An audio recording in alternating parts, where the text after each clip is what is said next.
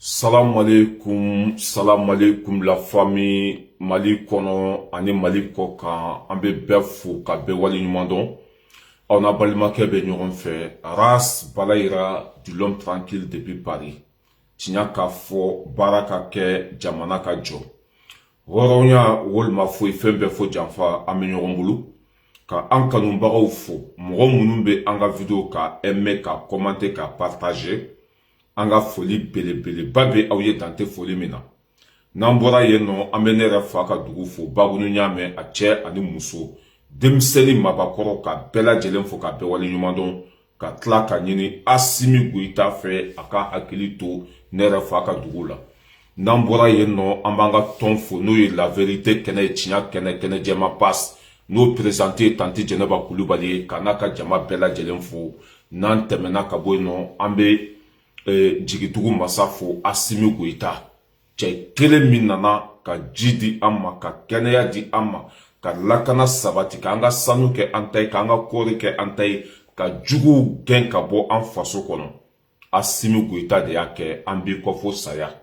A ye baara min kɛ président ma deli k'a kɛ an faso kɔnɔ. Yani Asimi tun ka na anw tun bɛ jɔnya de kɔnɔ, anw tun ye juguw sago de ye, anw tun bɛ mɔgɔ nɔfɛ tagama de la. Mais depuis Asimi nana nin bɛɛ banna, o de ye Asimi ko diya anw ye. N'an bɔra yen nɔ an b'an ka minisiri fo Abulaye Mayiga, Sadio Kamara, Modibo Kone, Njaw, Wage, Abulaye Diop ani an ka sɔrɔdasi ɲuman bɛɛ ka bɛɛ fo ka bɛɛ waleɲuman dɔn. Nin waati na ɲa bɛ Amasi Sisoko i bɛ direct kɔnɔ i folen don kosɛbɛ. Solomani Traoré i folen don dan tɛ foli min na. Basi Sumare i ka foli belebeleba bɛ yan. Min ye Fuseni Kebe i folen don kosɛbɛ dan tɛ foli min na. Seiba Sangare i ka foli belebeleba bɛ yan. Mamadou i folen don kosɛbɛ dan tɛ foli min na. Zeska Mete an ka foli bɛ dan tɛ foli min na. Solomani Kulubali i folen don kosɛbɛ dan tɛ foli min na. An bɛ Tanti Arama Jara k'a fɔ ka waleɲuman dɔn. Kuluko Jara an ka foli belebeleba bɛ dan tɛ foli min na. Maa fɛn fɛn bɛ don an ka direct kɔnɔ k'aw bɛɛ lajɛlen fo ka waleɲuman dɔn wa an bɛ ɲɔgɔn bolo. Jibril i folen don kosɛbɛ an bɛ ɲɔgɔn bolo. Tanti Arama Jara i donna kɛnɛ kɔnɔ sisan i folen don. Min ye Bata Yafa i folen don kosɛbɛ Bata Yafa an bɛ ɲɔgɔn bolo. Maa fɛn fɛn bɛ don direct kɔnɔ k'aw bɛɛ lajɛlen fo an b'a ɲini aw fɛ aw ka video partager. O bɛ fanga don an ka direct la o b'a to ni juguw bɛ dɛsɛ. Alassane Sidibe i folen don kosɛbɛ. Ne balimaw bi an bɛna kuma mun kan min ye an ka président sanuman ye Asimi Goyita ale ye Abdoulaye Mayiga bila ka taa min ye Turki Mistan y'a faamuya wala. Abdoulaye Mayiga bɛ o jamana kan comment ça s'appelle o ni mɔgɔw ka ɲɔgɔn ɲɛ la. Abdoulaye Mayiga bɛ yen nɔ. N bɛ segin a kan Abdoulaye Mayiga a bɛ Turki ministan Abdoulaye Mayiga bɛ yen nɔ. O ni mɔgɔw ka ɲɔgɔn ɲɛ la. An bɛ o preuve yira aw la. N'an tɛmɛna ka bɔ yen nɔ Burkina Faso olu bɛ ka développer. Burkina Faso bɛ ka baara kɛ cogo min na c'est la développement total. An b'o fana preuve yira aw la. N'an tɛmɛna ka bɔ yen nɔ an bɛ taa Alassane Dramane Ouattara Daramalo la ale bɛ ka négociation ɲini ani Laurent Gbagbo cɛ. N y'o de fɔ n ko Alassane bɛ Laurent Gbagbo dɔn ka tɛmɛ bɛɛ lajɛlen kan. Alassane bɛ delili la walasa ani Laurent Gbagbo bɛ se ka ɲɔgɔn ye ka sigi ka kuma cogo min na a b'o wuli ka jɔ la. An b'o fana preuve yira aw la nin video in kɔnɔ. N'an tɛmɛna ka bɔ yen nɔ min ye Vladimir Poutine ye ale bɛ ka Russie comment ça s'appelle Ukraine dugukolo bɛɛ lajɛlen minɛ. Ne m'a fɔ dɛ Faransɛw yɛrɛ de bɛ k'a fɔ ko an bɛ don min na komi bi ko Poutine dimina tile kelen o tile kelen a bɛ ka Ukraine dugukolo hakɛ min minɛ. O bɛ na o da don o fana la k'o walawala. N'an bɔra yen nɔ an bɛna Faransi kɔnɔ a kɛra baara ye Faransɛw bolo dɛ a kɛra baaraba de ye Faransɛw bolo. An yɛrɛ bɛ baara min kɛ ka wari min sɔrɔ n'o bɛ bila bankiw kɔnɔ k'an tɛ se k'o labɔ tuguni dɛ. O fana mankan bɛ yan o kuma caman bɛ Faransi kɔnɔ yan. Je répète an yɛrɛ bɛ baara min kɛ ka soli ka taa baara kɛ ka wɔsi an b'o wari min sɔrɔ k'an tɛ se k'o k'an sago ye tuguni. O mankan caman bɛ Faransi kɔnɔ yan. An b'o fana preuve yira aw la. Cheikhino Konare k'i fo k'i waleɲuman dɔn. Jibril Traoré i bɛ direct kɔnɔ i folen don. Kuluko Jara i ka foli belebeleba bɛ yan. mɔgɔ fɛn fɛn bɛ yan k'aw bɛɛ lajɛlen fo a bɛ vidéo partager a bɛ fanga don vidéo la n'an bɔra yen nɔ an bɛ taa Chine min ye chinois ye olu diminenba don comment ça s'appelle Israël kɔrɔ chinois olu diminenba don Israël kɔrɔ parce que chinois olu bɛ fɛ ka dɛmɛ bila ka taa di palestinien ma mais min ye Israël kaw ye ko chinois kana o kɛ chinois ko k'olu bɛ minɛn bila ka taa yen o bɛ balo bila ka taa di palestine ma ni ala ye Israël ci a k'olu ka baton gosi walima k'olu ka minɛn jeni ko o don ko bɛ Israël effacer ka bɔ diɲɛ dugukolo sanfɛ chinois fana ye nin kuma in fɔ an b'o fana preuve yira aw la n'an tɛmɛna ka bɔ yen nɔ an bɛ taa Orange Money la an ye ŋunuŋunukanw sɔrɔ sa vérifier a kuma bɛ fan bɛɛ fɛ an y'o kunnafoni sɔrɔ ko min ye Orange Money ye ko faransiw bɛ fɛ ka loi de voter u ka assemblée kɔnɔ walasa Orange Money k'o tigɛ Mali la n bɛ segin a kan je répète an ye ŋunuŋunukan dɔw mɛn ko faransiw bɛ fɛ ka loi kura voter u ka assemblée kɔnɔ walasa Orange Money bɛ se ka tigɛ Mali la cogo min na mɔgɔw tɛ se ka wari ci Orange Money la cogo min na ko faransiw k'u b'o baara la an b'an da don o fana la k'o walawala de toute façon Orange Money tɛ dɛ hali n'o ye kogo jɔ faransi yan fo sangolo la ko Mali kana don walima hɛrɛ kana se Mali ma Mali taara ka ban Mali jɔra ka ban foyi t'an lasegin kɔfɛ Orange Money tigɛli tɛ dɛ u ka kogo jɔ o ni Mali cɛ Mali bɛ balo an b'olu cancan nin kɛnɛ in kan n'an tɛmɛna ka bɔ yen nɔ an bɛ taa min ye comment ça s'appelle Gao an bɛ taa Gao kɔnɔ ministre de réconciliation n'o ye Wage ye ale ye Gawoka bɛɛ fara ɲɔgɔn kan ka sigi ka kuma ni Gawokaw ye n bɛ segin a kan min ye ministre Wage ye ministre de la réconciliation n'o ye Wage ye ale ye Gawoka bɛɛ fara ɲɔgɔn kan walasa bɛn ni kɛlɛya bɛ se ka na Gawo kɔnɔ cogo min na ale y'o baara kɛ an b'an da don o fana la n'an tɛmɛna ka bɔ yen nɔ an bɛ taa Guinée min ye Mamadu Dunbuya ye ale bɛna sariya sunba kura a bɛ n'o sigi Guinée kɔnɔ min ye sariya sun kɔrɔ min tun bɛ Guinée kɔnɔ Mamadu Dunbuya bɛ fɛ k'o bila poubelle kɔnɔ ka sariya sunba kura i y'a faamuya b'a la k'o labɛn Guinée Conakry an b'an da don o fana la n'an bɔra yen nɔ an bɛ taa Muruja min ye tɔrɔtɔrɔw ye o kɛra komi fato julafini fiɲɛ b'u sakɛ fiɲɛ b'a fara a yɛrɛ b'a fara ala n ko barika bɛ Mali la ala bɛ Mali fɛ Muruja sira la tɔrɔtɔrɔw bɛ k'u yɛrɛ faga ye an b'an da don o fana la n'an bɔra yen nɔ an bɛ taa Alino Faso min ye Burkinabéw ye olu ye communiqué kɛ kunu tuguni i y'a faamuya b'a la ko depuis a fɔra k'u mago b'u ka su la ko min ye Ivoirien ye k'u ye kuma wɛrɛ fɔ tuguni an bɛ Burkinabéw ka journaliste k'a la yan n y'o fɔ k'o ye cɛ in faga sɔsɔ cogo tɛ nin kuma in na de n'an y'a déposé la na hali giri tɛ se ka ta ka bɔ yen ko in kɛra don min na n k'olu de y'a faga u bɔra de k'a y'a yɛrɛ faga tiɲɛ tɛ a Burkinabéw u y'a fɔ k'u mago b'u ka su la Ivoiriens bɔra ka kuma wɛrɛ fɔ an bɛ Burkinabéw ka journaliste kumakan k'a la yan n'an bɛ taa an bɛ se an b'a laban ni fasodenjugu Sisɔgɔ Etienne Fakaba fasodenjugu Sisɔgɔ Etienne Fakaba ale bɛ panpan komi tinɛni an b'ale kunna k'a latigɛ nin kɛnɛ in kan nin de ye an sigi kun ye an bɛna an da don nin de la ka kungun na ɲɛɲɛ k'o bɔ ɲɔgɔn na k'a da aw tɛgɛ kɔnɔ yan'o cɛ toujours an b'a ɲini aw fɛ Sulemani Traoré aw ka vidéo partager a b'an kisi juguw tɔɔrɔ ma aw fɛn fɛn bɛ don direct kɔnɔ n'aw donna aw ka partager mɔgɔ dɔw bɛ don an ka live kɔnɔ o tɛ vidéo partager o bɛ sa kɛ a ma ɲi vidéo ma quoi aw yɛrɛ b'a dɔn juguw b'an nɔfɛ Macron tɛ fɛ an ka vidéo kɛ fasodenjuguw tɛ fɛ an ka vidéo kɛ u yɛrɛ b'an ta inbox la ko courage min bɛ anw na ko ni ala na kira sɔnna ko c'est-à-dire k'u b'an mago sa quoi u yɛrɛ b'an wele ka nin fɔ an ye ko Mali kɔnɔ ani Mali kɔ kan ko courage tɛ maa si la ni Ras Balayira tɛ k'olu bɛna fɛɛrɛ sugu bɛɛ kɛ ka ne mago sa n tɛ se ka vidéo kɛ cogo min na n tɛ se ka Mali dɛmɛ cogo min na k'olu bɛna o baara sigi sen kan mais aw minnu bɛ don an ka direct kɔnɔ n'aw kɛra sababu ye ka partager a ka ca ala fɛ o bɛ dɛsɛ Jusqu'à Mété k'i fo k'i waleɲuman dɔn an bɛ an terikɛ fo n'o ye Karuga Keita ka bɔ Kɛrɛwane Karta an ka foli bɛ Mamudu Hayidara ka bɔ Bino Fisuru i folen don kosɛbɛ min ye Jason Trotsky an b'a ɲini aw fɛ bɛɛ ka taa a ka fura san senkurubadimi fura b'a bolo kɔdimi fura fasadimi fura nin bɛɛ lajɛlen bɛ sɔrɔ Jason bolo n'a ye aka fura san aw ka bana bɛ kɛnɛya a ka téléphone numéro o ye 06 51 82 09 36 n'a y'a wele dɔrɔn o y'aw ka bana bannen ye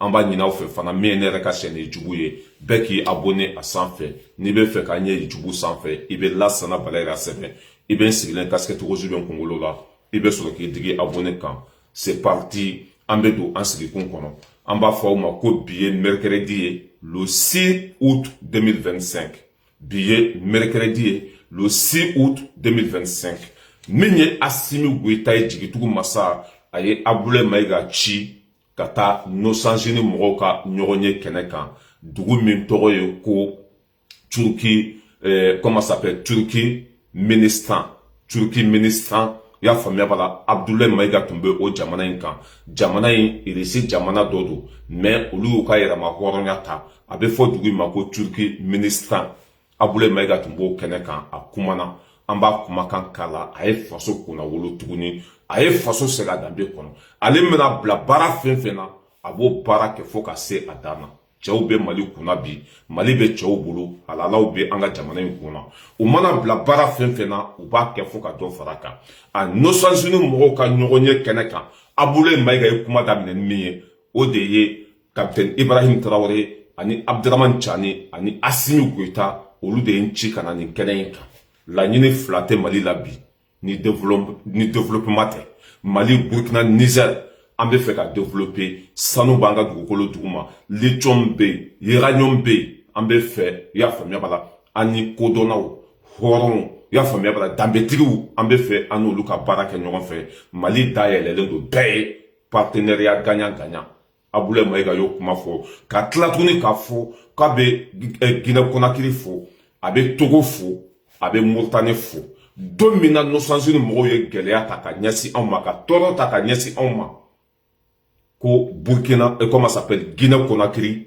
ani Togo ani Mauritanie olu de sɔnna k'u ka dayɛlɛ Mali ye an ka minɛnw bɛ ta u ka port la an mago bɛ ɲɛ u ka port la Abdoulaye Maïga y'a da don fɛn caman na k'o ɲɛfɔ an bɛ an ka premier ministre n'o ye Abdoulaye Maïga ye an bɛna kumakan k'a la a cɛ in bɛ baara la dɛ ne kɔni ne ye n sigi ka miiri nin tile fila in na quoi on dirait que Abdoulaye Maïga a kɛra tan de walima wɔɔrɔ quoi parce que i bɛ image dɔw ye a bɛ ka kuma Mali télé la i bɛ image wɛrɛ ye a bɛ ka kuma jamana wɛrɛ la i bɛ image wɛrɛ ye a bɛ ka kuma Nations-Unies na ne yɛrɛ t'a dɔn cɛ in kelen bɛ ka nin baara bɛɛ kɛ cogo min na quoi franchement a bɛ baara la dɛ a ye ne dɔn ko ba nin waati in na i bɛ Abdoulaye Maïga ye Mali télé bɛ ka ɲininka i b'a ye yɔrɔ wɛrɛ fana la a bɛ kuma la i b'a ye yan fɛ fana a bɛ kuma la ye franchement a bɛ k'an dabaliya ban dɔɔni quoi cɛ in bɛ baara la dɛ wa a ka baara ka ca fana an ka jɛ an ka premier ministre lamɛn a kumana Turkmenistan. Écoutez le premier ministre Abdoulaye Maïga. De l'Alliance des États du Sahel,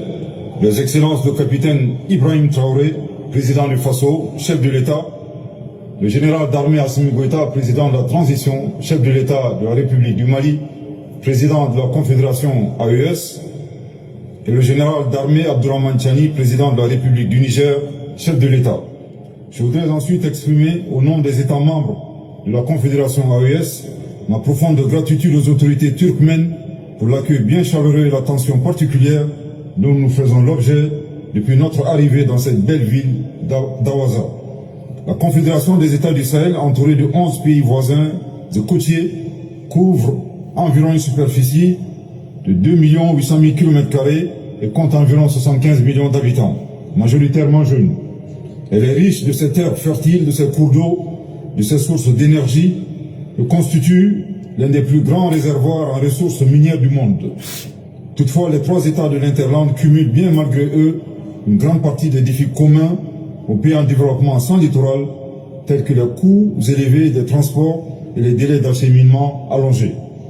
En dépit de ces difficultés, ils ont été victimes ces dernières années, sous des prétextes politiques fallacieux, de la violation de leur droit à l'accès à la mer et depuis la mer, ce droit pourtant consacré par plusieurs textes, comme la Convention des Nations Unies sur le droit de la mer de 1982, dite Convention de Montego Bay, ainsi que la Convention de 1965, relative au commerce de transit des États sans littoral, nécessite d'être respectée et sa violation mérite une condamnation ferme des Nations Unies.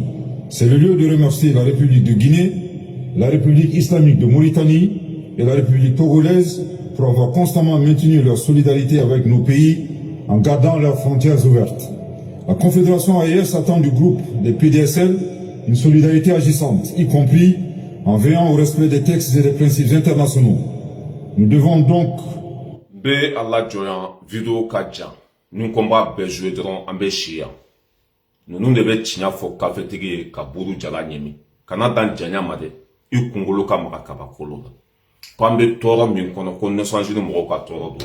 Devant ya famia bala et Antonio Guterres.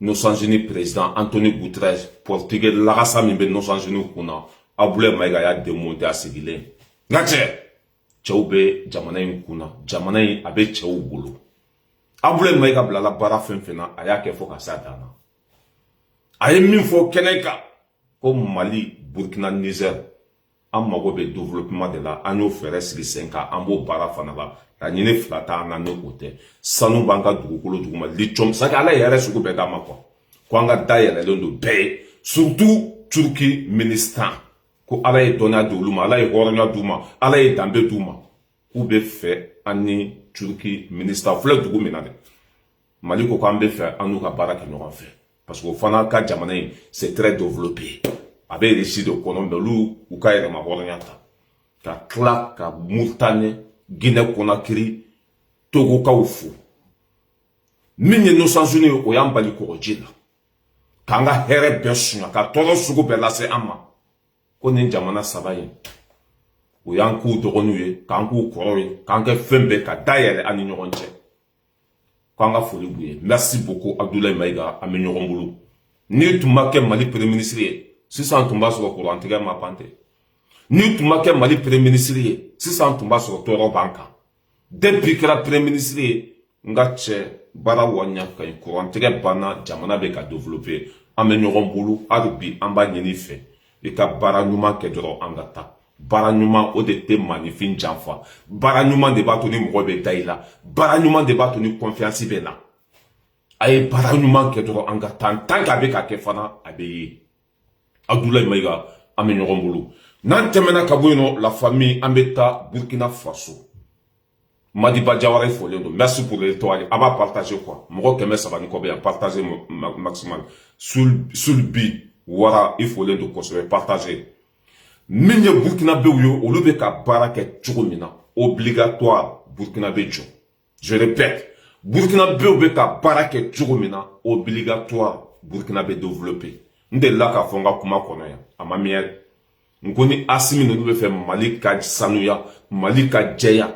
Pavé damin damin tofle Mali kono o kanga obligé doutri beka pavé da dala o de be jamana développer ma fem fana ka foncer dingue falendo beki ka foncer dingue a bogo dala ça que ninde kanga ke quoi parce que mo kelen tisede ka bla anga sare sumba kono ka luata dube ma fem bulu capital la beka pavé da dala ni masaka pavé da o ka dubine jamana be joni jogo de la sentimate anga Burkina be ulaje minye o ka jakulu do be no sisa olube ka yala dugu kono de ko jakulu nto de ko brigade olube yala dugu kono de no ye jinyo so ka dala obi mine no ya so ka nyeganji be ka boli ka tasiraba sanfe obi mine no ya so ka foncer dingue fale do obi mine ça que non tenter Burkina be ka développer akabo hakil ni ndo de bato ni jamana be cho Burkina be ka barake chugumina.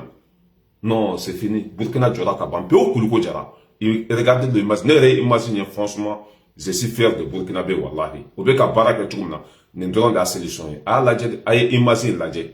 Ah, il y a une famille qui a fait Djamana Be Djoni Djoko de là. Mali Fanaka Nisra de taille. Regardez tranquillement. Ah, la djed. Tant que c'est pas fini, on est là. Il faut couper le tuyau là. Tout de suite même. Il faut fermer le tuyau là. On ne veut plus que l'eau quitte là-bas pour rentrer ici. Il faut rentrer couper ça. Il faut couper ça tout de suite. Envoyez Pigade là, il va enlever ça. Envoyez-lui des Pigades. Moro de tuyau do ka nyegen kono. Nyegen jibe ka boli kata sirabaka. Minye brigade moro yo lube ka yala Burkina Be kono. No nya dare ka nyegen ji ka kare kono. Non, mami faïra de refa. Écoutez, piki be kata taka duma. Ça que aya la jede Jamana be joni chogo de la, regardez. Pas casser ça là, enlever. Envoie 2 pigas, les 2 là vont casser ça. Ajoute, il faut ajouter un autre. Envoie un autre. Va casser ça là-bas. Casse ça là-bas. Envoie un autre ajouter. Faut calme.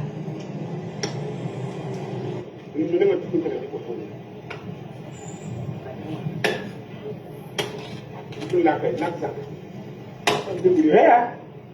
comment ça s'allonge. Tout ça, il faut donner au mécanicien là. Il faut casser. Il faut les casser ça jusqu'à rentrer dedans là-bas même.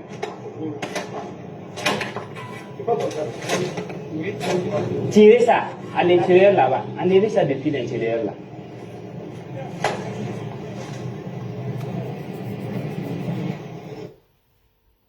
Normalement, ni Burkina be ou ye jakulu kura min sigi sen kan n'a tɔgɔ ko brigade olu bɛ ka yala capitale bɛɛ kɔnɔ n'o y'a sɔrɔ i ka soda a ɲɛgɛsi ɲagasalen don a nɔgɔlen don o bɛ kɔda i ka garankɛ ma min da b'a bolo kan o b'i bila i ka ɲɛgɛn diɲɛ sen o yɔrɔ bɛɛ la fonse dungɛ min b'i ka da la n'a falen bɛ bɔgɔ la o bɛ pɛli d'i ma i bɛ bɔgɔ bɔ o t'a bannen dɛ o bɛ tila ka amande b'i kan obligatoire n'o y'a sɔrɔ i ka soda kɔni ma ɲɛ pavé te yen jinɔgɔ de bɛ yen i bɛ pavé da ka tila ka jinɔgɔ in ka solution ɲini o la c'est comme ça que le pays développe mɔgɔ kelen tɛ se dɛ mais n'u y'a obligé bɛɛ ka nin cogo la a bɛ jɔ o cogo de la mali pavé da filɛ nin ye aéroport sira la jama yɛrɛ tɛ ka bɔ parce que courage t'an na an tɛ se ka baara kɛ an ni burkina tɛ kelen ye burkina population olu motivelen don olu b'u faso fɛ mais maliyɛn tɛ baara fɛ walasa mali ka jɔ a bɛ obligé bɛɛ de ka dutigi bɛɛ kan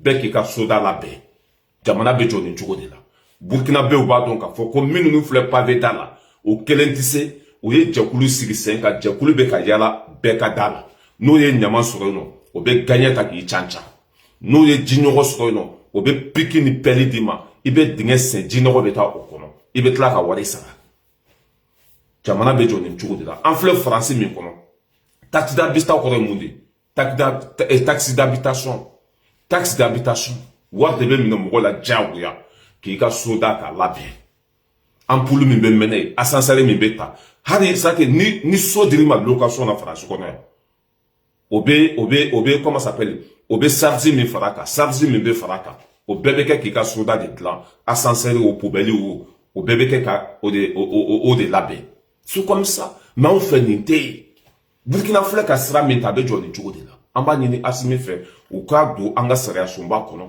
maa fɛn fɛn sigilen bɛ bamako kɔnɔ mali kɔnɔ fan bɛɛ fɛ bɛɛ k'i ka soda labɛn i bɛ pavé da a fonse dingɛ ka bɔgɔ labɔ ɲɛgɛn ji ka solution ɲini o la n'o kɛra sisan mali bɛ avancer burkina bɛ k'o de kɛ merci beaucoup burkina faso pays des hommes intègres an bɛ ɲɔgɔn bolo n'an tɛmɛna ka bɔ yen nɔ an bɛ taa Côte d'Ivoire kɔnɔ min ye Dramani Ouattara ye ale bɛ kasi la a bɛ delili la a ja tigɛlen don an ye kunnafoni sɔrɔ k'a bɛ ka Laurent Gbagbo ɲini a bɛ ka Laurent Gbagbo deli a bɛ fɛ négociation ka kɛ a bɛ fɛ ani Laurent Gbagbo ka ɲɔgɔn faamuya i ma fɔ y'a la fɔlɔ ne de y'a fɔ yan ko ni ye kɛlɛ bɛ kɛ jugu sago ye wa ni fanga min filɛ nin 4 mandat i t'a kɛ Côte d'Ivoire kɔnɔ n'i y'a kɛ joli bɛ bɔn a bɛ kɛ e kɔ u y'a dɔn k'a fɔ ko ni ye n da don ko la barika b'o o la Alassane bɛ kasi la a bɛ deli la parce que Laurent Gbagbo kumana ko 4 mandat tɛ k'ale balolen ɲɛna ni Alassane ko k'a bɛ 4 mandat kɛ ko Côte d'Ivoire bɛ préféré ka ci a tɛ sigi Côte d'Ivoire kɔnɔ Dramani Ouattara a bɛ kasi la a bɛ deli la a bɛ fɛ négociation ka kɛ ani Laurent Gbagbo cɛ an bɛna preuve wɛrɛ yira aw la min y'a dɔgɔkɛ ye tɛnɛn bara ma photocopie o bɛ ka taa don dugutigiw kan o bɛ ka taa don mɔgɔbaw kan ko fɛɛrɛ ka ɲini fitinɛ kana wuli jamana in kɔnɔ fɛɛrɛ ka ɲini i y'a faamuya joli kana bɔ jamana in kɔnɔ u yɛrɛ b'a dɔn k'a tɛ taa joli bɔn kɔ 4 mandats ça va péter ça va sauver u sirannen don parce que Laurent Gbagbo opposant bɛ population bɛɛ tɛ fɛ Alassane ka 4 mandats kɛ n'a ko k'a b'a kɛ de Côte d'Ivoire bɛ ci u ja tigɛlen don nin waati in na a ye tɛnɛn barama lamɛn dɛ a taara se diinɛ ɲɛmɔgɔw ma Kata se Côte d'Ivoire alimami ou ma, kase moroba ou ma, ko beka wuli ki jode, beka delike, beka kuma jamana kono don fait, fitine kanake, y a une élection kase, avec kede. Non, te fait fitine kake, on qu'on a présenté. Mais c'est ça la solution. Mais fanga ko fami mbi ou la bila, ou bitaka fanga, ça ka bitaka e fanga toke la haradi. Ateke Côte d'Ivoire kono. Imagine des abrutis là, handicapés, quand on te fait manganga ou le Côte d'Ivoire. Mais pourquoi on beka dans ça? Pourquoi on fait la 4e mandat? Mais aya bla joli kana bomro kana saou no fait. Mais auto fait o beta war de mo ba uma o lu fana be do demsenu ka o be do muso ka o be do dutigi ka ay sabali aya la santo aka 4e mandat ke war de be katadi kara mo ma alimami uma ko ka kuma jamana kono don fait. Wala sa fitne kana wuli. Femi be na ni fitne. Aw de be ko ke.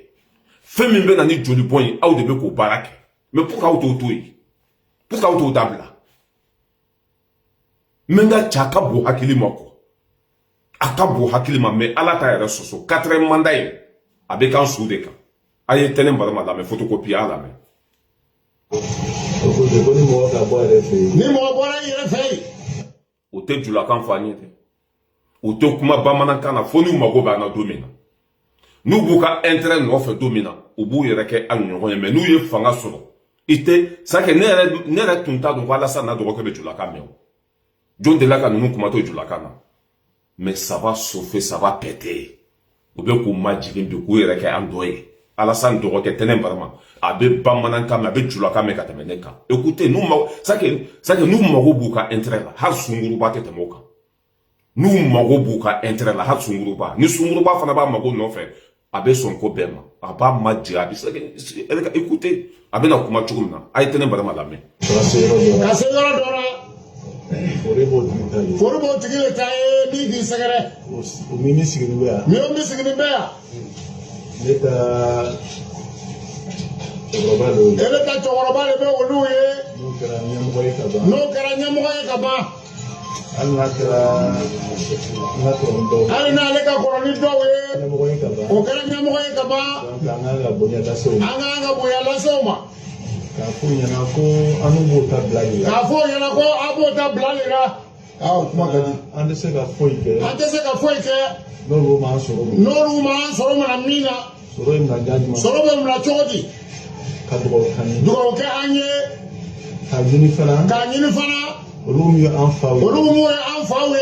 Ka kuma anyonche. Ka kuma anyonche. Ka kuma onu deunche. Ka kuma onu deunche. Ka hakri ra no. Ka hakri no nyuma yirana. Ka bara no. Olu ta bara le ka ka webi. Ma nyeno fe. Ale ba nyene wo fe. O bara koni. O bara ni. O kana dese. O kana sega ora o kana dese. Na tuna janke. Ale tina kuma janke. Ka fori duma. Ka fori duma. Ka yini ala. Ka yini ala fe. Ala si jandi. Ala si jandi anoma. Ala kene adam. Ala kene adam anoma. Anya flow be. Anya flow. Mo mo manyina sai. Mo mo manyina sai. Ala hina. Ala ka kene o bera. Oni che oni baraji. Wa oni che ani baraji. Voilà, atlebe tena balama kumakana.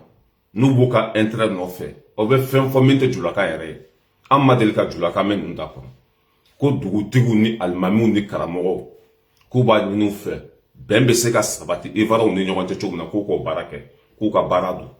Cela veut dire ko jati elendo. 4e mandat est passé. Nous ko kube sege ankona. Joli be bon, ça y a béquet, Côte d'Ivoire be pété. On va pas les laisser faire. Aye église nyamuro ka kuma kan la me. Chrétien ka nyamuro ayo lu fana la me église kono. O lu ko ala san kata. Be de diminendo. Ma chite fa ka 4e mandat ke aye église nyamuro la me chrétien ayo lu fana la me o be na mi fo ko ala san kata ka boyi. Ayo la me. Le Premier ministre représentant le président de la République. Excellence, autorité distinguée.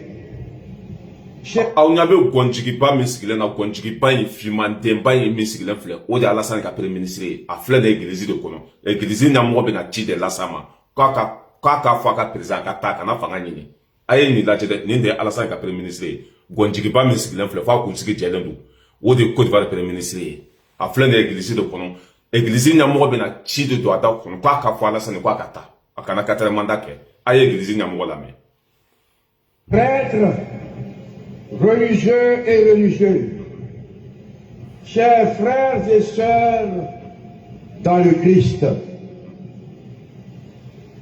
il faut savoir partir.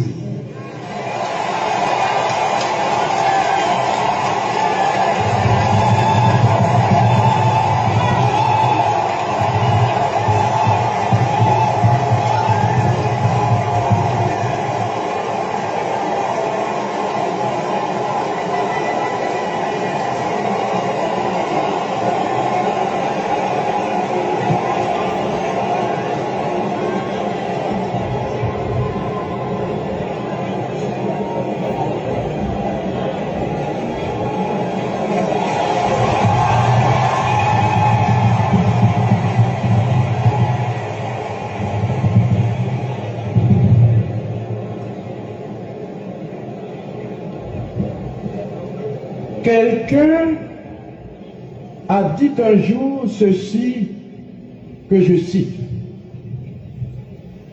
Si les bourgeons ne partaient pas, si la saison des pluies boudait la saison sèche, il n'y aurait ni fruits, ni feuillage.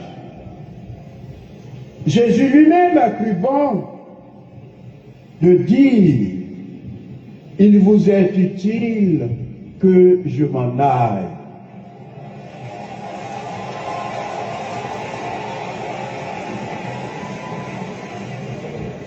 En effet, lorsque l'on a épuisé son utilité, la joyeuse acceptation de son inutilité est un service grandiose. Car les éternels permanents finissent toujours par agacer et l'amour se transforme en haine.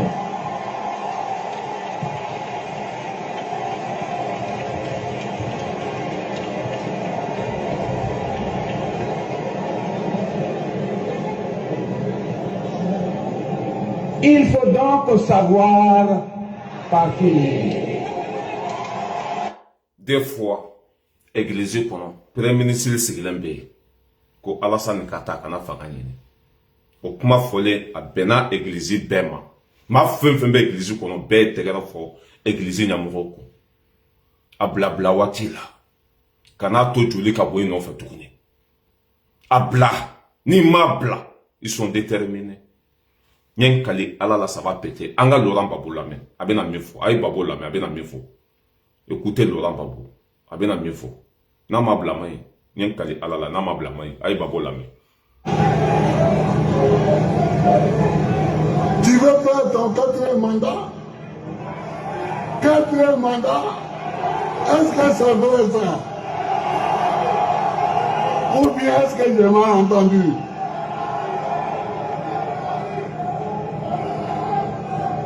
Ah!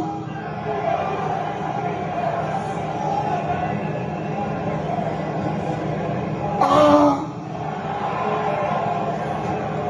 Toi, c'est pas un peu trop là? Voilà.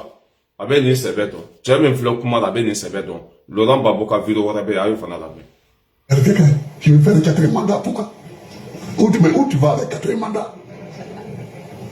Mais quand les gens ne regardent pas l'histoire, en 60, on a proclamé les dernières vacances. Il y avait les Oufoué, les Sékou Touré, les Modibo Keïta, les Senghor, tout ça. C'était les premiers chefs d'État. Bon. Ils ont pris le pouvoir sous des formes, des formes différentes. Ici, Oufou a dit, c'est le parti unique. Sékou a dit la même chose, mais autrement. Modibo a dit la même chose, mais autrement. Kwame Nkrumah a dit la même chose, mais autrement. Finalement, Nkrumah est tombé. Modibo est tombé. Sékou Touré est mort. Oufou est resté. C'est lui qui est resté jusqu'à. C'est lui qui est mort le plus tard. Oufou. Voilà. Bon. Mais si cette génération s'en va, que nous on arrive, on ne va pas faire la même chose. On ne va pas faire la même chose. Il faut qu'on réfléchisse un peu. Ça fait un 4e mandat, mais pour aller où? Pour aller où? Et puis toi-même tu dis élection. Et tu es candidat pour la 4e fois, élection. Mais je ne veux pas accepter ça. Si c'est pour ça qu'on nous enlève tous, des listes électorales. Si c'est pour ça, bon, on nous enlève, bon, au revoir. Voilà. Né Laurent Babo Kumakan. 4 mandats est passé. Mais d'ailleurs, voilà sa vidéo canadienne. Ambeta Ukraine. Mine Ukraine, Poutine beka yen dugukolo bemine. Ambeta vite fait vidéo canadienne. Poutine beka Ukraine dugukolo bemine. Ala est tiens dongo donda. Poutine be Ukraine dugukolo famba de mine. Ne ma faut français ou de ben faut écouter. La Russie en ce moment pousse. Ah ben ça fait maintenant plus d'1 an qu'elle pousse, ça fait plus d'1 an qu'elle grignote, mais maintenant c'est plus simplement du grignotage. On est à 15-20 km² par jour, et donc si vous additionnez chaque mois, on est sur le mois dernier, sur le mois de juillet, à plus de 500 km². 500 km², ça commence à faire. On peut pas dire que c'est millimétrique, micrométrique, etc. Et surtout, aujourd'hui, d'abord c'est sur l'ensemble du front, et les Russes sont en train d'arriver sur des positions stratégiques significatives. Peut-être qu'on va faire le tour, mais... Ah bah allons-y, nous on a eu des prises à Dnipro près de La Petrovsk. famille, Français devait qu'à faut depuis Trump pour Moulobalia damine. Poutine dimina beka Ukraine mine katadron. Bientôt, on va capitale fana mine. Capitale Belgique, et Belchira. Ala bien dongo doda, on va Ukraine dugukolo famba de mine. On va kata vitesse de la 600. Voilà ça, on va Ukraine de récupérer tout comme ça. Ma kana sendo koina. Anga Français fana, ambeta Français fana. Minye Français ouye, ou lu barka barna ou ta tiena. Ambe soli kata bara minke o wari fana. Quante no kaya sawoye. Ou le ba pou sawoye. Par exemple, ni kalo sara na sur le cas sara bébé 2000 € de mois. Ni kubeta 500 € de labo. 1000 € de 500 € de labo. Il sait qu'à labo. Il sait qu'à voir labo tout. Il gagne 200 € de. Ou l'outa make mwoka wari yesa. Liberté bemi. Liberté bemi. Anga janga chela mais abena mi fo wari ko ina. A saria beka sigi senga de. A loi beka passer fana. Écoutez le monsieur là. Les gars, faut que je vous raconte un truc. Non, la France aujourd'hui là, c'est tellement cardio. Non. Bref, je sors du taf, j'y vais à ma banque. Jusqu'ici, tout va bien. Maintenant, j'arrive, je rentre tout ça, et je me dirige vers l'accueil. Je tombe sur le bouc de l'accueil. Donc voilà, je dis bonjour monsieur, je voudrais retirer telle somme. Il me dit ok monsieur, passez-moi carte d'identité et carte bancaire. Ok, je lui passe. Maintenant, il regarde son ordi, il me dit par contre monsieur, on aura besoin de l'autorisation de votre conseiller. Est-ce que vous pouvez l'appeler? Comme ça, il nous envoie un mail pour nous autoriser à vous donner telle somme. Je dis ok, j'appelle mon conseiller, tout ça et tout. Parce qu'il faut savoir qu'il y a certaines sommes que tu peux pas retirer comme ça. Tu dois passer par l'accueil, tout ça et tout. Donc moi j'appelle mon conseiller. Écoutez bien maintenant. J'appelle mon conseiller, je dis voilà, bonjour, je suis devant ma banque et tout. J'aurais besoin de votre autorisation pour retirer telle somme. Et là, devinez ce qu'il me dit mon conseiller. C'est une folie. Il me demande pourquoi. Pourquoi? Tu t'as pété les plombs ou quoi? C'est mon oseille là. C'est mon yaska. C'est mon khalis, l'argent que j'ai sué de ouf pendant des mois, j'ai coffré, je me suis privé de plein de trucs. Là, j'en ai besoin, j'ai besoin de retirer telle somme. Et là, il a l'audace de me dire pourquoi. Il a l'audace de me demander pourquoi vous voulez cette somme. Donnez-moi, il me dit quoi? Donnez-moi une raison valable pour que je puisse vous autoriser le retrait de votre argent. J'ai bugué. Les gars, j'ai dû batailler au moins 10 à 20 minutes. La banque était à 2 heures de fermer. Hein. J'ai dû batailler de ouf. J'ai dû batailler, sortir des arguments alors qu'on parle de mon argent. C'est pas un prêt, c'est mes sous à moi que j'ai coffré. Mes sous, bref, à la fin, il m'a donné, mais les frères, c'est une dinguerie. On la frappe. Le bala. Tu es la banque la kabeta ka war la bo. Kono kwa tsika war la bo. Faut ka conseil de wole. Ayre ka wari. Ay conseil fana wole. Conseil ko ibe ni wari ko ka ke munde. Ako ro de la demina quoi. La famille du imba na peu. Macron jamana sera s'intérêt qu'on ça ne va pas. A wari be ma fin bolo ya kontu kono. Et qui tega da ka be na gele ya de. Et qui ma wonya nai nga chabe na ke toro total de. O de la nega watu ka banki kono.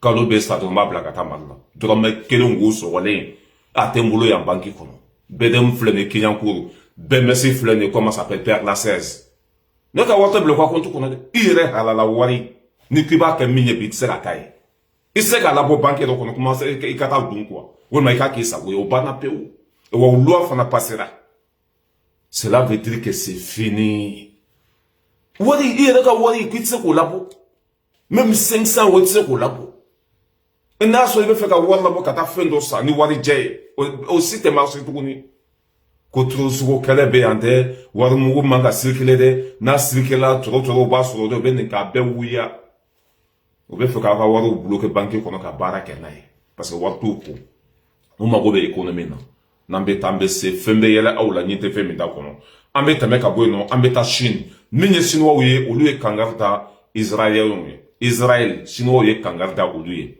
Chinois kan ka balo dɔ bila ka taa di Gazakaw ma Palestinikaw ma Israël ko ala kana Chinois ci k'u kana balo bila ka taa c'est à dire que Israël bɛ fɛ ka Palestinien bɛɛ de faga o bɛ ka mugu ci la o bɛ ka kɔngɔ fana bila o la ko mɔgɔ si kana taa balo d'u ma Chinois ye bateau fa ka bila kɔgɔji sanfɛ ko n'a sera Gaza don o don ni Israëlikaw ye mugu ci bateau in na walima n'u y'u bali ko dumuni tɛ di fantanw ma ko o don mugu fɛn fɛn b'u bolo k'u b'a ci Israëlikaw la Chinois ka président a ye nin kuma fɔ an ka jan ka muso lamɛn muso bɛna min fɔ an bɛ kuma fɛn fɛn fɔ bi an b'a preuve de yira u la kuma fɛn fɛn bɛ fɔ bi a n'a dalilu don an tɛ kuma an kun fɛ dɛ voilà a ye muso lamɛn. Allahu Akbar, Dieu est grand. Pourquoi je dis ça? Parce que ce soir, le Premier ministre chinois vient d'annoncer à Netanyahou qu'ils avaient envoyé un navire rempli de nourriture et de choses alimentaires pour les Gazaouis. Et il a dit à Netanyahou, ils ont annoncé à Netanyahou que s'il voulait ce soir dormir en enfer, il avait intérêt à ne pas attaquer le navire chinois. Et les Chinois, eux, ne plaisantent pas. Force à la Chine, force aux Chinois et honneur.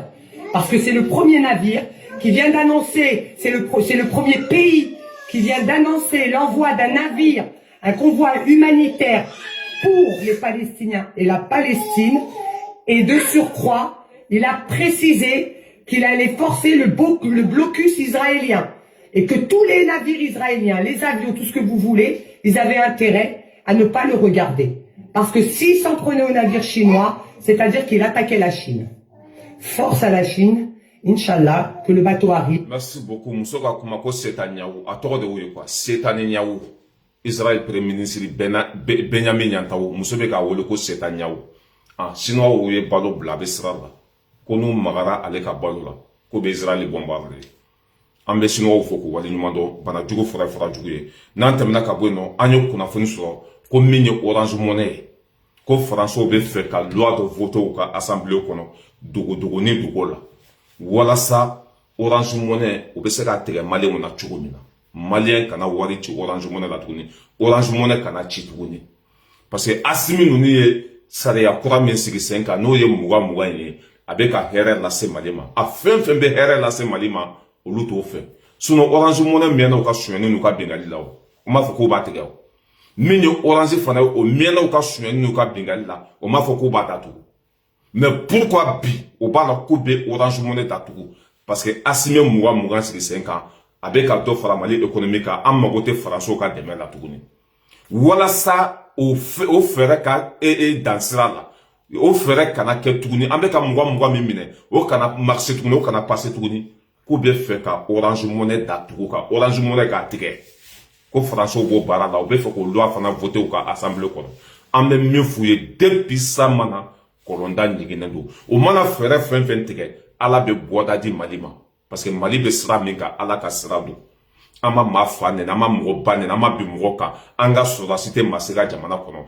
an ko basigi an faso lafiya an faso kɔnɔ an ka jamana kɔnɔdenw ka hɛrɛ sɔrɔ olu ko non k'anw ni hɛrɛ man kan a ninnu mana ŋaniya jugu denya fɛn fɛn ta ka ɲɛsin anw ma Ala b'a segu yɛrɛ ma o juguya tɛ o ma min kɛ anw na bi o filɛ nin o bɛ Europe bɛɛ kɔfɛ Portugal tɛmɛnen o la Espagne tɛmɛnen o la Italie tɛmɛnen o la or que France de tun bɛ ninnu bɛɛ ɲɛ mais Ala ni juguya ni bengali bolo o kɛra u tora ko min banna ku barika t'o la tuguni chaque seconde 5 000 € juru o de bɛ kari France kan na Harnaye Orange Money d'Atogo Katige Maliona, ça sert à rien. Déjà, d'aurait en Europe, ko Sama Money.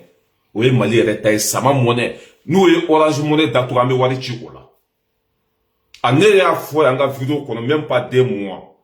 On connaît la Warti Riala. N'teka chi monnaie garamuna, n'teka beti Orange Money de la, on kora kebe Mali kono. N'embe war dindro musoma, mba fon kora kakachi Orange Money la.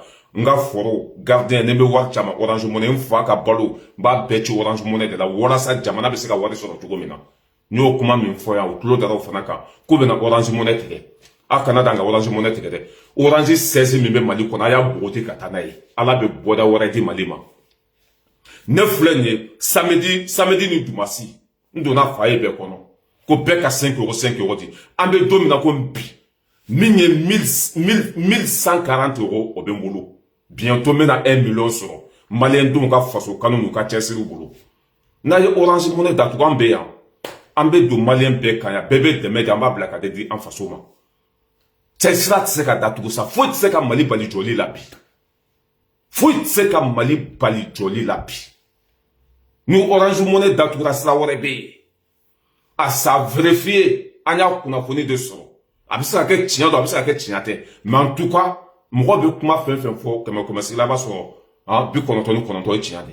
Ko bɛ fɛ ka Orange Money ko ka tigɛ maliyɛnw na. A kana dan ka tigɛ dɛ. A 16 min bɛ a y'a bugoti ka bɔ yen. Aw de ka hɛrɛ bɛ yen o. Aw de ka hɛrɛ bɛ yen. N'a y'a tigɛ, a da bɛ goya aw de la. La famille bɛ tɛmɛ ka bɔ yen walasa vidéo kana jɛnya. An bɛ taa Minye Gaou, Ismaël Ouagé, ministre de la réconciliation, ale Gaouka be fara ɲɔgɔn kan. Ko hakilina kelen, Gaouka be k'i tɛgɛ di ɲɔgɔn ma. An be gɛlɛya min kɔnɔ, an be se ka bɔ o kɔnɔ cogo min na. Gaouka be ka don da kelen fɛ ka bɔ da kelen fɛ. O de be Mali arranger bi. Min ye Ismaël Ouagé, an ka ministre de réconciliation, ale fana ka baara o de. Jamana kɔnɔdenw be se ka bɛn cogo min na, u be se k'u tɛgɛ di ɲɔgɔn ma cogo min na. Ismaël Ouagé tun be Gaou, a ye Gaouka be fara ɲɔgɔn kan. Bɛɛ ka bɛn, bɛɛ k'i tɛgɛ di ɲɔgɔn ma, an ka juguw kɛlɛ, an k'an faso bila fɛn bɛɛ sanfɛ. Ni sigi ka fɔ yin, a bɛnna Gaoukaw ma, a diyara Gaoukaw ye. Gaoukaw fana ko, k'olu be min ɲini an ka ɲɛmɔgɔw fɛ.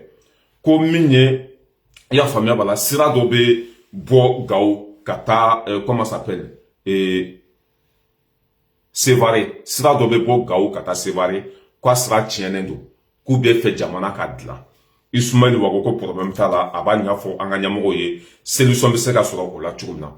N'o fana bɔra yen nɔ, min ye dugu dɔ bɛ yen nɔ ko Tawusa.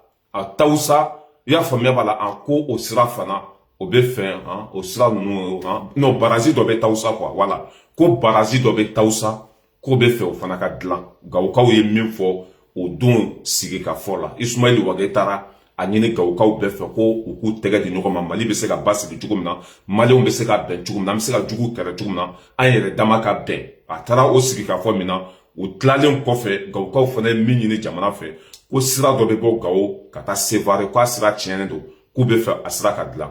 Tawusa dugu dɔ la a bɛ Gaou kɛrɛfɛ, ko baraji min fana tun bɛ yen nɔ n'a bɛ courant di Gaoukaw ma, ko baraji fana tiɲɛnen don, k'o bɛ fɛ o baraji fana ka dilan.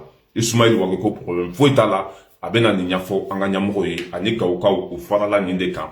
An bɛ taa Guinée Conakry, min ye Mamadou Doumbouya ye, ale bɛna u ka sariya sunba, a bɛna yɛlɛma don a la, a bɛna u ka sariya sunba falen, ka sariya sunba kura k'o sigi Guinée kunna. Mamadou Doumbouya a n'o baara bɛ ɲɔgɔn na, baara in bɛɛ banna déjà, o bɛna yira jamana kɔnɔdenw na, ni jamana kɔnɔden fanba ko nin sariya in ka ɲi jamana ma, o bɛ sɔrɔ ka a loi voter assemblée kɔnɔ, ka loi appliquer bɛɛ lajɛlen kan. An bɛ don min na komi bi, Mamadou Doumbouya, Guinée président, a b'o baara de la. Voilà. N'an tɛmɛna ka bɔ yen nɔ, an bɛ taa Muruja, min ye Muruja sira ye, tɔrɔtɔrɔw de ye Ala minɛ, k'olu bɛ taa mini don an ka sɔrɔdasiw ɲɛ, k'u bɛ taa bɔmu don sira la, walasa a bɛ se ka tiɲɛni ladon an ka sɔrɔdasiw kun cogo min na, olu b'u ta la, Ala b'a ta la. Ani tɔrɔtɔrɔ dangaden kafiri ma barika bannen Ala jugu si bannen den ninnu, o taara bɔmu don na waati min na, u bɛ ka dingɛ sen, k'u bɛ bɔmu jigin dingɛ kɔnɔ. Ala min tɛ sunɔgɔ n'a tɛ ji to nɔnɔ la. Bɔmu jigitɔ dingɛ kɔnɔ, bɔmu de filɛ nin ye k'a ci. Nka cɛ, an ka sɔrɔdasiw taara bɔ ninnu so kan. O y'a sɔrɔ nka cɛ hali duga tɛ se ka ninnu so dun. U bolo kɛra u yɛrɛ kala ye. N y'a fɔ n ko juguya man ɲi dɛ. Juguya bɛ maanifin barika ban de k'i ta tiɲɛ pewu. Ani kafiri masa ninnu taara k'u bɛ taa bɔmu don Muruja sira la. Bɔmu cira k'u yɛrɛ faga. La famille, ou kera kon fato jula fini, finya ba fara yere ba fara mbe ku faga yere bu yere faga. Ala te suno. Ni kele be ban d'ici 2026 no defo. Na nya nda do fen fena ala be baraka do ala. Ni kele be ban pe o yere bu yere faga. Na be tambe se. Nan temena ka bo no la famille ambeta ali no faso. Burkina be o kumana tuguni. U ya yira ka fo ali no faso bana domina fatura domina Côte d'Ivoire. Il y a une école des gendarmeries ko procureur général ivoirien ko ay communiqué ke ka ira ka foko lu ka enquête ke o ye autopsie ke ko ka baraw ke ko ka segesegelu ke ku tara soro ali no faso de ay refara ko lu ko bon o te bashie na ya refara ay soudi amama go be sula o kuma fole ivara unye o ya donné dans la boiro chaya o ye kuma wore fo o ye lettre ti ali no faso musoma ko ka fo Burkina be oye ko enquête matla folo ko ni enquête be nyona ali no faso sara chugumna ko be fo ko dalu ni kuma fla a sara dum na ko enquête be kara ka ban ko ay reda ay refa si sa Burkina be ko mago buka sula o ko enquête ma ban folo ko be enquête la Burkina be ko mani familiale ko kera kuma fla anga janga Burkina journaliste la me nambe tambe se fembe yele nuna ninte fembe da kono Adama den nyama ate mogo toyi ka mogo faga ko ka lafi ala ka sutura ama deli ka kede ka manifim bone anila ko ala ka sutura a tinya be don de jagoya de pakara dum na ne afo ko ya faga de anga Burkina be journaliste la Affaire Alino Faso. Après avoir affirmé que notre compatriote Christophe Alain Traoré s'est donné la mort par pendaison dans sa cellule, la justice ivoirienne vient de semer de nouveau le doute sur les circonstances réelles de la mort de Alino Faso. Le procureur de la République de Côte d'Ivoire a annoncé l'ouverture d'une information judiciaire afin de déterminer les causes de son décès. Des précisions avec Bienvenue Tansa. Dans le communiqué du procureur de la République de Côte d'Ivoire, publié le 27 juillet, et annonçant la mort de notre compatriote, la justice ivoirienne affirmait que Alino Faso s'est pendu dans sa cellule de l'école de gendarmerie à l'aide de son drap de lit après avoir tenté de s'ouvrir les veines du poignet. Le communiqué précise que le décès a été constaté par un médecin légiste comme pour attester de la véracité de la thèse de suicide avancée par le procureur. Mais voilà, hier 4 août, dans un courrier adressé à la famille de Alino Faso, qui réclame la dépouille mortelle de défunt, le même procureur indique qu'une information judiciaire a été ouverte le 30 juillet à l'effet de rechercher les causes de la mort de M. Traoré Alain Christophe. Doute-t-il? A sara domina ça que Alino sara depuis Nima Fili le 14 juillet walma ni hakleta date la tunu quoi mais au masonga faut une semaine nyona ou sera ka no siga duma si souffre quoi fara quoi sara ko lui enquête ke quoi ye briefing de doit kana ka refa yana ka briefing doit kana ka refa quoi tu as essayé ka joli sa ou de te quoi masoko kaminke quoi ye briefing doit kana ka refa procureur général contre Borako communiqué que Koluka Segesegelu no Kanyani no Kofe, quoi Reda Refa. Burkina Faso ko mako boka sula. O ye lettre ti Alino Faso ka famima, a musona deuma, kono koluma tla barala, ko be enquête la, o be ka fara chugo nyanyene. Kuma fla. Kuma te janya ulu de afara. O be ka trasu bela jele la tunu sisa. O banaka sudi, trasi fenfebe, ka bedro, ka bed la tunu. Nous qui l'avons sur la soudi, ou nos barades de Bénorona. La famille, ça va péter. Capitaine, il y a faudé. Qu'on n'y fera les quoi te tolérer, il y a faté. Tchaï fera kumina, nous donnons quoi il y a faté. C'est ce qu'on veut faire la trace belle la tout. Non, ma fera, et moi, soudi. Non, non, t'as là, et moi, soudi. Mais comment fera? Au bras, moi, quel est l'état qu'on a? N'est que nous, moi, le goût d'accord. Mais n'en bétambe, c'est ni, capitaine, il y a faudé. Wallahi na dona kaw de afara capitaine ko ka te blade ni dalu sur la kaw de afara we garde de déclasser les voilà ambeta vidéo kana janya minye Etienne Fakaba Sisoko faso den jugu dodo atmanga nyamro bulu kasola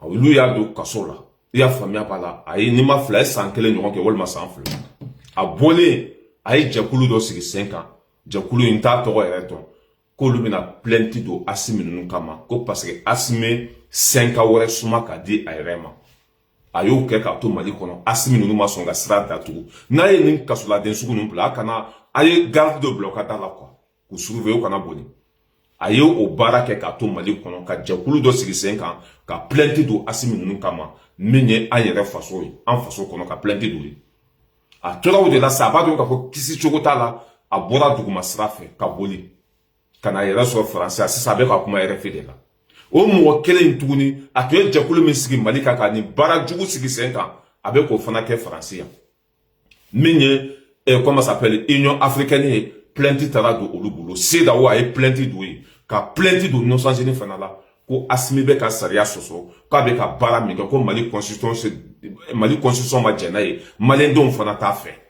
ko sariya sɔsɔ dɔ faut que Nations Unies mɔgɔw ka wuli Assimi kama min ye Union africaine ye CEDEAO a ye plainte don nin bɛɛ la ko ka wuli ka Assimi ka fanga sake ka Assimi gɛn ka bɔ fanga la n'i ka dulɔ y'i bila waati min na i b'an sɔrɔ ɲɛfɛ danga safinɛ kunba ni jamana dira ninnu ma a tɛ kɛ jɛnɛyabugu ye nin de tun bɛ baara kɛ i bɛ k'a ka gouvernement kɔnɔ sungurubaw bɛ ta su ni tile a ka bureau kɔnɔ image bɛ réseau sanfɛ muso b'a bolo den b'a bolo mais a bɛ jɛnɛya kɛ ka tɛmɛ wulu kan olu de ko an k'an ka jamana di olu ma ne Mali jamana di ninnu ma cɛ ni cɛ bɛ furu ɲɔgɔn ma muso ni muso bɛ furu ɲɔgɔn ma wa an ka bureau kɔnɔnaw bɛ kɛ komi Cameroun de filɛ cogo min na k'a firi ala jugu bɔnɛ ma wolo ala y'aw sugu yira aw na ko an ka tila ka danaya da aw kan Assimi ninnu suma fisa n'aw ye hali Assimi muso i t'a y'a nɔfɛ i t'a den y'a nɔfɛ mais e filɛ nin k'e to ministériya la i ni muso minɛna bureau kɔnɔ a vidéo bɛ n kun yan a preuve bɛɛ bɛ n kun e julangolo i ka jara kɛ i b'a jɔlen b'i ɲɛfɛ komi nɛgɛ furumuso bɛ so kɔnɔ baarakɛyɔrɔ fana la o de bɛ ka plainte dɔ bi anw ka ɲɛmɔgɔw kama n'i ka dulɔ y'i bila waati min na i b'a sɔrɔ ɲɛfɛ de toute façon e ye plainte dɔ yɔrɔ min na o tɛ se ka foyi kɛ Mali la Nations Unies barika banna CEDEAO nafa tɛ olu la Union africaine mɔgɔ yɛrɛ t'olu dɔn tuguni i bɛ k'i yɛrɛ sɛgɛn fu wa i bɛ sa kuma la hali su n'a taara Mali kɔnɔ an b'a jɛni e cɛ ni fa kaba sɔsɔgɔ a bolila ka n'i da faransi a plaintew bɛ ka don fan bɛɛ fɛ mais ça sert à rien i bɛ k'i yɛrɛ sɛgɛn fu jɛnɛyakɛla kafiri jɛnɛyakɛla ŋwanɛ o de y'aw barika ban k'aw ta tiɲɛ hadamaden ma n'i taalan kɛ jɛnɛya ye ala b'i nagasi de k'i barika ban k'i garijɛgɛ siri ma y'aw bɛɛ bolila ka bɔ Mali kɔnɔ ma t'a fɔ aw ma ka ko musonin bo ko i bɛna plainte don nin kama jamanaw tun b'aw bolo aw tun bɛ mun na bureau kɔnɔ sunkuru tigɛ jɛnɛya a vidéo bɛ yan n'i ko ci cogo cogo mɛ nana ye i bɛ k'i da don walimuso da kɔnɔ i bɛ ka walimuso ka kulusi bɔ a la e de bɛna ko i bɛna an ka jamana mara ko i bɛna plainte don an ka ɲɛmɔgɔw kama batara lɛmɛ kafiri ala jugu i bɛ faransi yan ne bɛ faransi yan n'a ka di cogo min na o de la a vidéo bɛ n kun yan n'i ko ci cogo cogo mɛ n'i julangolo yɛrɛ yan an b'an ka jamana kalifaw la danga de b'an kɔ on dirait k'an tun t'u dɔn kɔ ni nin kafiri ninnu nana kuma n bɛ Mali fɛ Assimi ma ɲi jamana tun b'e bolo toi tu étais comment quand tu étais au pouvoir là tu as fait quoi pour le pays jɛnɛya sunguruba ta miiri bali tasi bali kɔnɔ wo kelen k'a feere masa ka muso dalen to so kɔnɔ sungurubaw bɛ to bureau kɔnɔ u bɛ bɔ matelas bɛ bureau kɔnɔ grifini bɛ congélateur bɛ fɛn bɛɛ lajɛlen bɛ bureau kɔnɔ baara tɛ kɛ yen jamana sipasement kan ka dilan yɔrɔ min na olu bɛ taa yen kɛ jɛnɛyakɛyɔrɔ de o jamana bɛ jɔ wa bon n'i ye Mali di ninnu ma bi Mali bɛ wele de ko jɛnɛyabugu bɛɛ bɛ jɛnɛya k'i ka bureau kɔnɔ maa tɛ maa kɔntɔrɔ tuguni i mana sidatɔ sɔrɔ i bɛ tɛmɛ n'a ye i mana wulu sɔrɔ i bɛ tɛmɛ n'a ye i mana cɛ sɔrɔ i bɛ tɛmɛ n'a ye i mana fɛn fɛn sɔrɔ i mana Mali di ninnu ma Mali bɛ kɛ ten de a bɛ kɛ luti ka jamana ye ala y'o de dɔn k'aw bɛɛ barika ban k'aw nagasi k'aw halaki n'aw bolila ka bɔ faso kɔnɔ ka na tunga la kana dan ka plainte dɔ kɛ i fa yɛrɛ do ye pa paga olu bɛ kule sugu bɛ jɔ hakɛtɔ bɛ kuma kɔnɔ ni ɲɛmɔgɔ ninnu an tɛ ninnu to mɔgɔ si bolo ninnu mana kɛ cogo cogo u ka fisa ni aw ye voici la différence ninnu mana kɛ cogo cogo u su ka fisa n'aw ɲɛnama ye mara tun b'aw bolo don min na o don sunguruba min tun bɛ tigɛ dan t'a la dalilu bɛɛ ko an ye impôt sara impôt taara min u y'a bɛɛ don nin sunguruba ninnu de la mobili bɛ san ka di sunguruba ma 200 et quelques millions i bɛ mobili ɲɛnama ye musow de bolo Mali kɔnɔ jɔn de b'a d'u ma Mali fonctionnaire waati min na sira tɛ ji tɛ denmisɛnninw ye san 2 kɛ u ma taa école la dɔgɔtɔrɔsow kɛra sudonyɔrɔ ye an ka sɔrɔdasiw tun bɛ tagama o sen de la ka taa kɛlɛyɔrɔ la marifa tun t'u bolo sɔrɔdasi 100 tun bɛ jɛ marifa kelen de la Au battra den nous bena bika be kuma onyana. Otuma nyamba kwa monimina de chia. Wona nyamba usufle dia. Nambe tuka uko namba kuma kanta ka barakene. Na tumake anyana na untunta udon. Aujourd'hui vous pouvez venir parler devant nous. A bekera anyana ba bekala ma ko isake a wati rema jana. Wati jankote. Kwanga asimi nungu blackout. Out lela mafasana amasa kuma isoso chokotala. Out lela mali développer la amake. Out lela anga sanu mara la sanu tumbe wa sanu tunte. Out lela français tumbe munaye. Kambali maufa. Bi obe bana nimbeta Kongo Canada nga moko minede Kongo ko botige.